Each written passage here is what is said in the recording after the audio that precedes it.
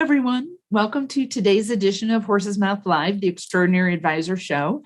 My name is Ellen Rogan, and as always, I have great guests here to bring you fabulous information to help you in every area of your life, especially your business. And I am so excited to have Kelly O'Malley here with us today. Kelly is an exceptional advisor that has had incredible growth in her practice in the last year. She'll share this with you, but she's been in business for quite a long time and really had a breakthrough year. And I think this is such an important topic because it's easy in our businesses to get to a level where we're kind of at a plateau. And maybe you go up because the markets go up, but what if you could go up more? What if there was like a bump there? And Kelly's going to share with us how she did that in the last year. And so I'm really excited to have her here. Let me just give you a little bit about her background to give some context. Kelly's a CFP and she's a partner of Oakbrook Wealth Management. And it's a firm focusing on comprehensive planning, retirement plans, wealth management. Kelly has a specialty in 401k business. Prior to working in the financial services industry, she actually worked for Enterprise Rental Car for about 13 years and worked her way up and was responsible for 20 offices. And she really learned a lot about customer service and operational skills in that role. She lives in the Chicago area with her, as she says in her bio, wonderful husband, Mike. I haven't met him, but I trust he is wonderful. And their son, John, who I just learned is the 2017 Youth Conservation Alliance Grand Muskie Fishing Tournament champion. And his service dog, Keanu, like the actor. Like the actor, Keanu. Mm-hmm. Awesome. John's 17 and has cerebral palsy. He attends the Center for Independence to receive conductive therapy to help him thrive and prevent painful surgeries. And Kelly's got a full life. She's been in business for a while, but let me just start. Kelly, welcome. First of all, so excited you're here. Yeah, thank you for having me. Yeah, so give us a little bit about your background, how long you've been in business, a little about your family situation. I think that would be helpful to put some context around your business growth this year. So I've been in business about 20 years. I started when I was single. I was Rookie of the Year my first year. And then life changed when I got married and I had a premature baby. He was 25 weeks, spent 7 months in the hospital. So I went from Rookie of the Year, having unlimited, ability to do what I could do, to having life change. John is the love of my life along with his father, but he takes a lot of care. So my business started out really strong. And then I made a decision to take care of my current clients because John's care was so much. So I really didn't have as much experience with getting as many new clients. Once his health got better, I really started ramping up my business about 10 years ago. And, as you said, my business is comprehensive financial planning and 401ks for small to medium-sized business owners. And I think about 5-7 years ago, I felt like I hit a plateau. I, hit a certain level, I was taking care of my family, but with all of John's care, multiple doctor appointments, unexpected hospitalizations, he's on a ventilator at night, which frequently the alarm goes off, and I'm the primary caregiver that gets up, very sleepless nights. About a year and a half ago, I didn't know if I could do better, right? I'd hit a plateau, I had an assistant, but I thought, you know what, maybe this is as good as it gets. Maybe with my situation that's so physically, mentally, emotionally intense, I'm doing the best I can to be able to take care of my clients, grow my business, but just not hitting higher plateaus. And then, of course, I took Extraordinary Advisor class, and it completely transformed my personal life and my business. So, Kelly, what, in terms of, you said you thought this is what it could be. And I think a lot of advisors get to that point, like they're doing okay. And maybe there's a little thought in their mind, maybe I could be doing better. And then either you have real reasons why anyone would say, well, of course, that totally makes sense with your family situation. And I think a lot of advisors can get to that place and say, well, either it's fine or they feel badly because they're not making more. I should be doing better. I know I had gotten to that point in my career. I had been in business about 10 years and I'm like, I should be doing better. But I was kind of at that plateau. Mm-hmm. So what changed? Like what happened in the last year that you grew? Maybe you can just mention percentage wise or whatever way makes the most sense in terms of the growth that you've experienced in the last 12 months. Yeah. Well, I'm closing in on doubling my assets under management, which is the majority of my revenue, right? We do a ton of wealth management at my firm. So I'm closing in on doubling that number, right? And that to me is amazing. And I think what happened is, when you were talking about this class last fall, I had some profound inner voices telling me to take this class. You were speaking about, what one of the goals in this class is if you have a block that you either know about, or maybe you don't know that you have a block towards keeping you back from your full potential, this class is going to help you uncover that. And we're going to help you, perform at your potential level. And I had this inner voice when you were talking that was screaming, take this class. And then you mentioned you're going to feel at the end of this that you're going to feel like the universe is conspiring to help you reach your goals. So it was weird that I knew what I needed, my intuition, and it was screaming to take the class. And I think the transformation I mentioned this, it was more of a lifestyle change. It didn't just affect my work. It affected my personal life, my work life. I was kind of in a rut thinking, is this as good as it gets? Most days I didn't love going into work and getting started. I think the first change was coming up with a see what you want board, a prosperity board, vision board. It's called different things, but looking at it in a different way, devising it with things that don't cost money, things that do cost money, and really getting excited about what do I want this career to do for me? What do I want to do in my personal life? So it got me reinvigorated about my career and kind of what I want this to do for me, and then reinvigorated about what I wanted to do in my personal life. So that got me more excited about everything. Well, Kel, I want to interrupt you for 1 minute. So those, for people that aren't as familiar with a vision board, or like I call it a prosperity picture from my book, you call it a see what you want board. Is that right? Mm-hmm. Yes. Yeah. So explain what like actually that is, and maybe a little bit about why you think it was helpful for you. So for years, I would come up with the typical, what's my GDC goal? What's my assets under management? What's my commission? And you'd put those numbers up there and I would rarely reach, right? I would increase, but they didn't mean anything to me. I think the difference is when you have a board, it's in my walk-in closet versus the old one was in my home office that I never entered ever. So I saw it all the time. And when I sat down and I put it together, I'm very visual. And so I cut out pictures that excited me, like getting a new van for my son because I was afraid to drive in the old one, getting a new service dog because my son's service dog had passed away, like things that just made my heart sing, going on vacation to my son's muskie tournament.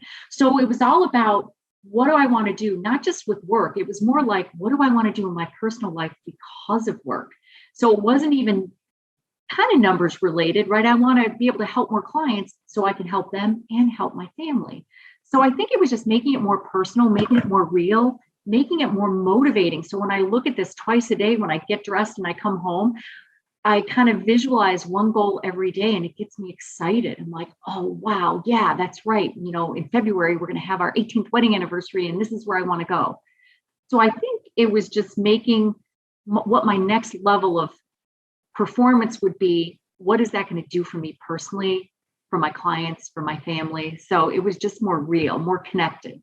Yeah. And I just want to unpack a couple of things there, because clearly it's the visioning part of it, that I'm using a different part of your brain to picture this. But what you also said that I think is so important in terms of goal setting is not just looking at the number part of it. That's really a benchmark.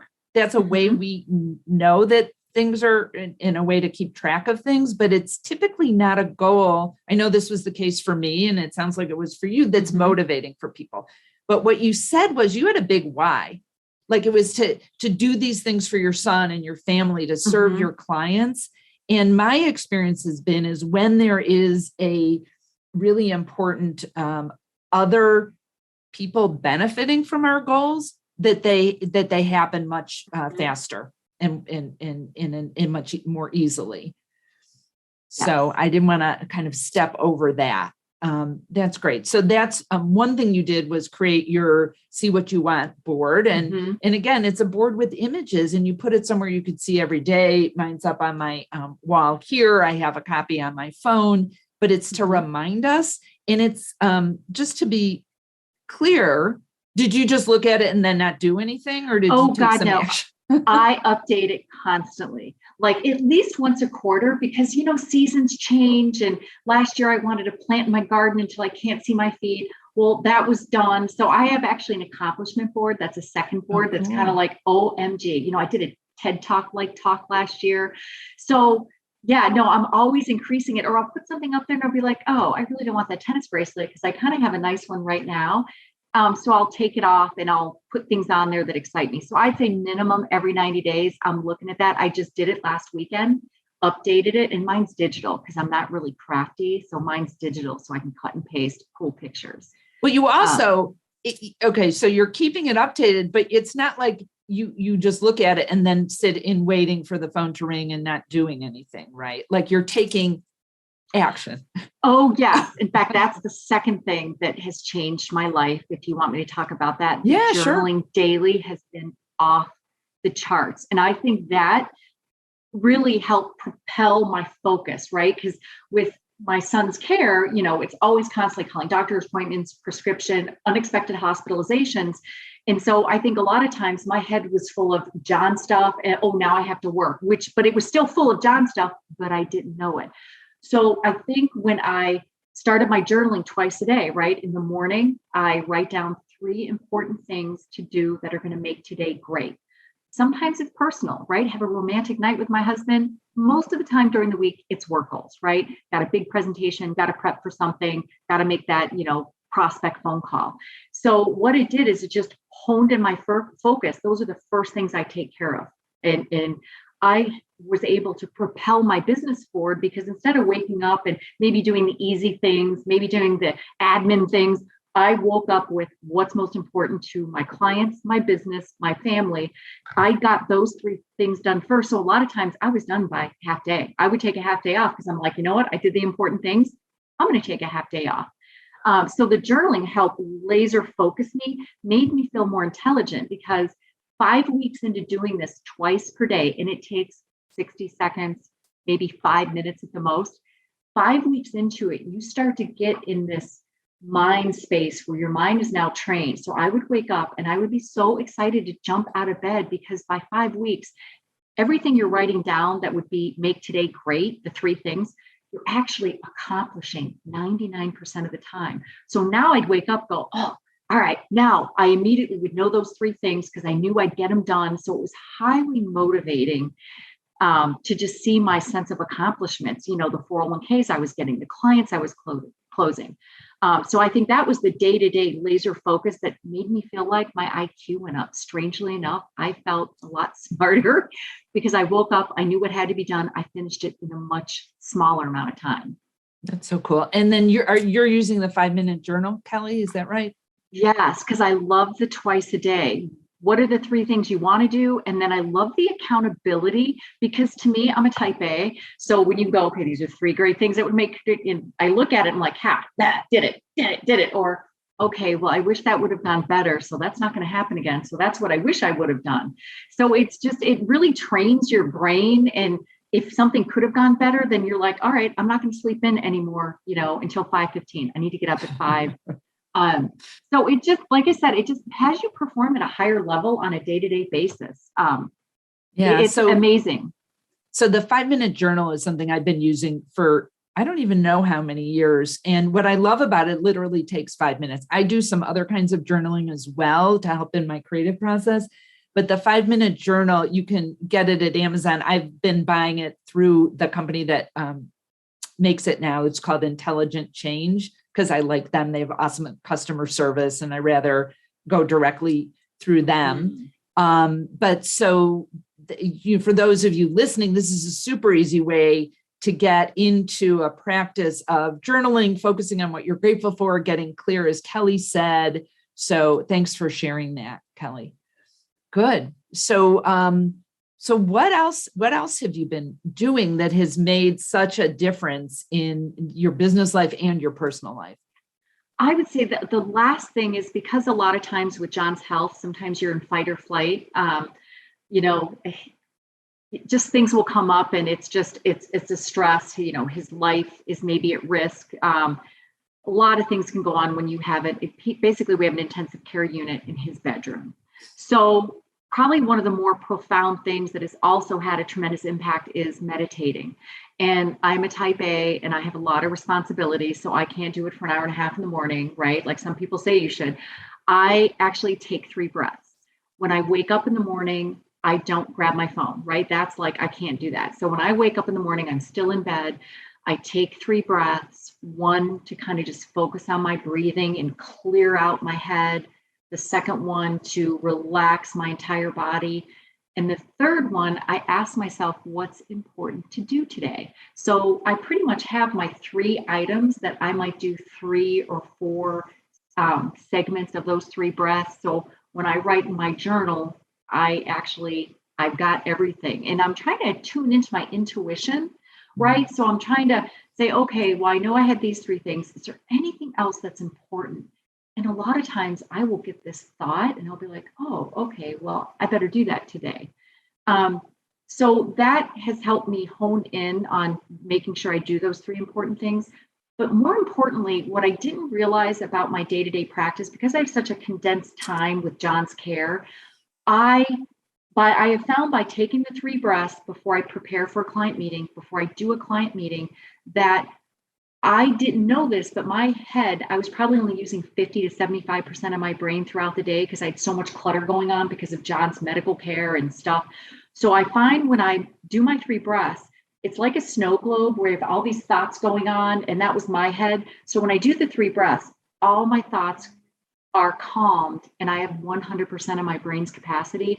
So I am preparing for complex appointments in half the time. I am having meetings that take maybe 50% less because I'm more efficient, I'm thinking more clearly, and I don't have any clutter. So when I go to focus on something, it's 100%. It's not 50, so now it takes me an hour to prep for a meeting. It might take me 30 minutes at the most. And I'm finding I'm getting more complex situations. I'm getting more complex clients. So the meditating has made me more calm, personally, professionally. I've got this overwhelming sense of abundance because you slow down time, I find, when I take 3 breaths, and I'm able to do things in less time. So I've given myself more calm, more peace, and more space to do the personal things I love. So it's been off the charts for somebody who lives in fight or flight before I started taking my 3 breaths. Now I'm much more calm, much more focused, and I can get things done in half the time. So I think one of the reasons why I've paralleled and broken through, and I'm almost to the point where I'm doubling my assets, is because I've created more space in my life, because I'm the stuff that used to take me, it's taking me at least half the time. So I've created more space to take care of more clients. That's so interesting. So I have a couple different questions on this. One is, so you have clearly, probably then most of the people listening to this are watching away from, well, we'll just call it complicated or busy life. Mm-hmm. We all are busy, but how did you start, sometimes, especially this time of year, people are thinking about like, how do you institute a new habit? Like, how did you start to do these things on a regular basis to have them make a difference? Because sometimes people say, oh, I tried to meditate and then I got busy with something else, right, or I did it for a short amount of time, but you've made these part of your regular routine. Yes. How do you think you did that? I think the class helped because it's 7 classes. So I had aha moments in each class. The vision board, I had done a vision board in 2006 from the Oprah show, and I still had it in my home office, hadn't changed, hadn't been updated, and I was just laughing at it. Because the way you do your vision board, the prosperity board, that you do things that you want to do that don't take a lot of money, it excites you that much more. Plus you have all the goals. So I think it was the aha moment was seeing it in my bedroom every day and how exciting it would make me think of more goals. So then I'd update it. So it was more the aha moments took place in the class for that. And then doing it every day, I realized the value, and then updating it was a no-brainer because I'm looking at it going, oh, I want to do that. Mike and I were talking about, going to Ireland. The journaling was another aha moment. I'm in the class and you actually practice all this stuff. So as we were practicing journaling, I realized the epiphany I had when I wrote something down, how much more I wanted to do it. And it built my commitment that I'm like, I got to start journaling. I was still in your class when, I'm sorry, Ellen, but I did take my smartphone. I went on and I bought a journal at that point because I was so excited because I had an epiphany in the meeting. I'm like, because you're practicing everything you're helping us with. And the meditating was another class where I was an example in the class. Hey, if you have a tough appointment coming up, let's talk about it. How would you prepare it? So you took us through the 3 breaths, what's most important to prep for the client, anything else, how do you visualize this meeting ending? That afternoon it was the next day I had this client appointment. It was almost an instant replay on the visualization I did in your class. It lasted 30 minutes. He is a C-suite client. He likes things quick. He's very fast. Kelly, what do you want to get out of this, Mr. Client? And he basically threw up everything that he wanted to get out of this meeting. So I had exactly what was needed to help him out. So I think it was in the class, trying it out, and then actually having that client where it was just, it just changed the way I prepped, changed the way I did my meetings. So yeah, I think it was practice management and then doing the role playing during the class that just basically I had epiphanies. I'm like, I got to do this.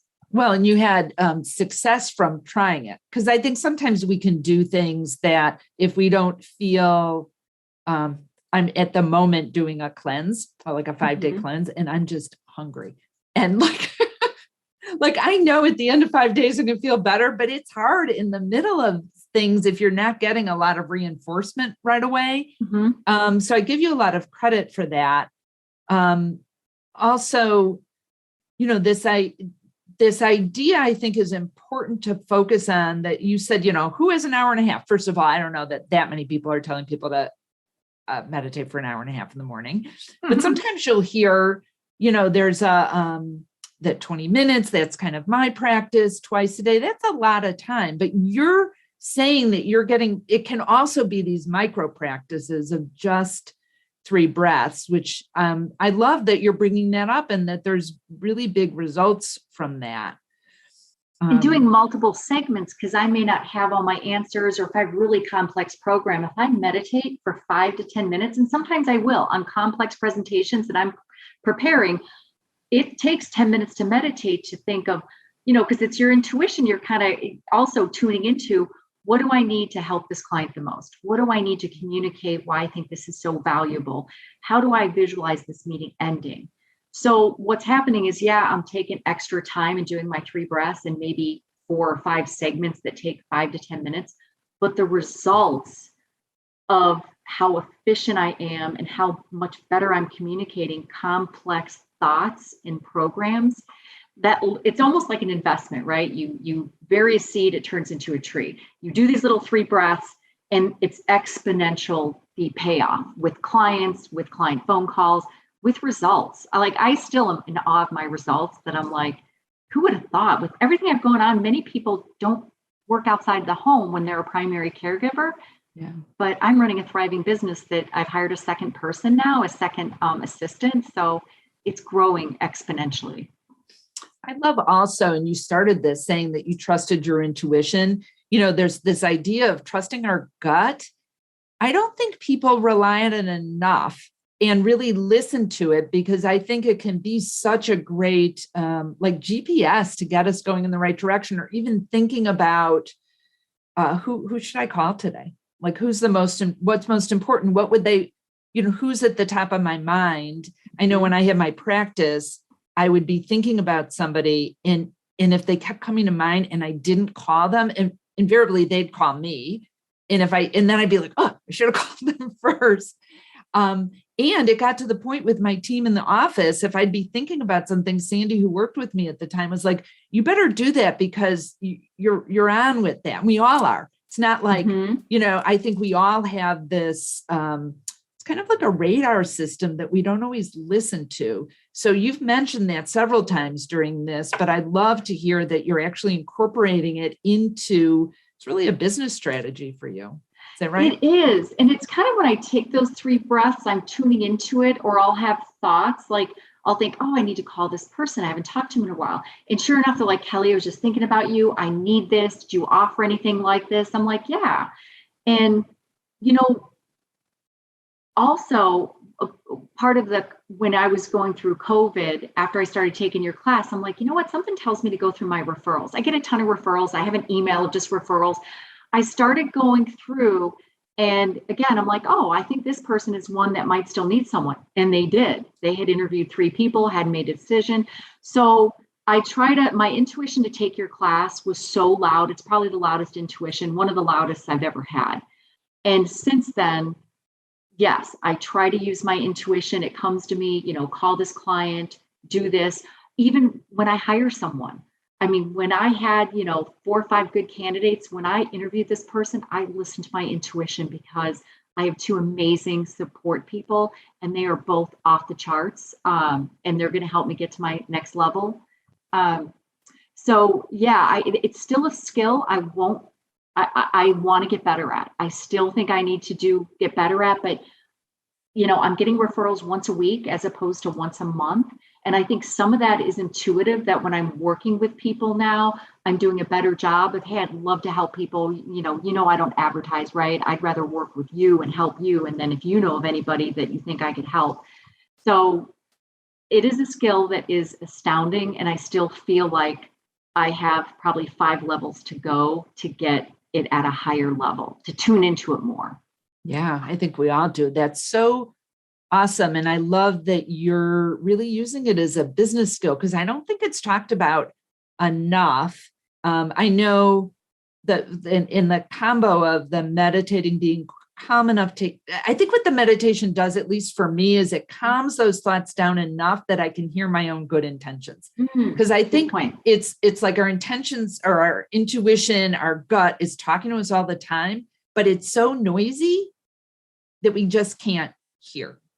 Right. That's a great point. Can't hear it. Yeah. I just had this visual of my husband having his phone out, reading something, and sometimes with the video, the TV on, and sometimes the music on. And I wonder why he can't hear me when I'm asking him a question. But I think that's what life gets like, especially now. We're getting bombarded. So yeah, I just love that. Kelly, any other things that you think would be helpful for advisors to think about if they're at a plateau and they want to break through the next level, or any other things you've put into place, mindset changes, or anything you think would be helpful? I would just say, when you do these things, the sense of abundance, you work on your gratefulness, you focus on things that you're thankful for, that has just that sense of abundance where I'm not worried about my business. I'm not worried about my family's financial situation. And I was never overly worried because I'm a responsible certified financial planner, but the sense of abundance that you're just like, wow, you know what? I'm going to help as many people as I can that I'm skilled to help, that I enjoy helping. So I think just that sense of abundance comes by doing these 3 things. And it has given me this overwhelming sense of abundance that I can do whatever I want. And my family and I can do what we want, and I can help people. And giving back is another thing. I think, I've increased my charitable stuff I'm trying to do it every time I have an increase in income, we're trying to give more away. And that's something that I think leads to that abundance too. When you help others, you help everyone, right? You're helping the world be a better place. So that's something that we've kicked up. We've always been charitable, but I think that's at a higher level because I've put doing better with, okay, let's get them hand in hand, not lagging. They should go together. I love that. And I actually was having this conversation with someone yesterday, because you can get to the level, especially in, as a financial advisor, you're making good money. And like, well, it's fine. Like, why do more? And that may be the beautiful reason. How many more people can you serve? If you had more money, could you give more money away and make a bigger impact? Yep. Maybe it's not just so you're going on these, President's Club trips or whatever it is at your firm, or even if they're, some of you may not be at firms that are doing that. But I think that's the why that people can have. And I love that. And I believe in this virtuous cycle of what you put out comes back to you, even with your energetically with referrals, but also with money. It's I'll pull this out if I can quickly. Generosity precedes prosperity. Just something I've always believed in. You're like exemplifying that. And I love that you and Mike have that as one of your goals. Kelly, you are an amazing human being. I am so grateful to have you in my life and to know you. And I love just hearing about all the people that you're impacting in such positive ways. Thank you so much for being with us today. Sure. And thank you for having me. And thank you for everything, Ellen. And if anybody wants to get in touch with me, they can find Kelly Ann O'Malley on LinkedIn. That's probably my best one to connect with. What's your middle initial? Kelly Ann. Yeah. Kelly Ann O'Malley. Okay. Yeah. Kelly Ann O'Malley on LinkedIn. Find Kelly. And thank you, each and every one of you, for watching and being here today. Again, my name is Ellen Rogan, and you can find out more about me at ellenrogan.com. And hopefully this will be up again soon. We had a little bit of an issue, but if you go to ellenrogan.com/horse's mouth, you can download my special report, What Extraordinary Advisors Know That Others Don't. And there's more information about me and my programs on my website. But my wish for each and every one of you is, amazing breaking through success as Kelly's had. So the question to ponder today is, how big of a positive impact are you willing to make? Remember, be great and create great every single day.